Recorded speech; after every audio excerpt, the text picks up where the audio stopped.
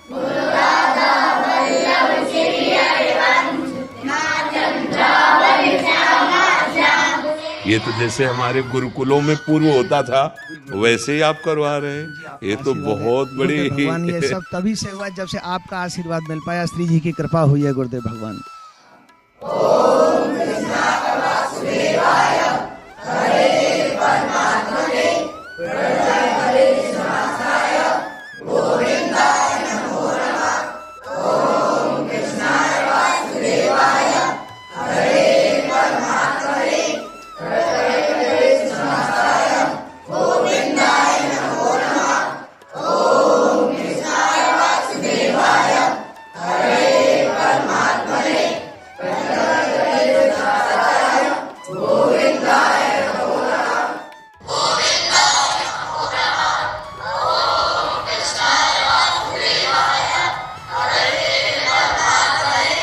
ये तो बहुत अमृत में, बहुत अमृत में, बहुत अमृत। ये आपके आशीर्वाद से ही संभव हो पाया है ये गुरुदेव ये भगवान। ऐसा ही जो गुरुकुलों में जैसे बच्चे इस समय नाम कीर्तन कर रहे हैं, ऐसे सामवेद यजुर्वेद आदि का गायन होता था और गुरुकुलों में हमें बहुत संतोष हुआ, बहुत अच्छा लगा।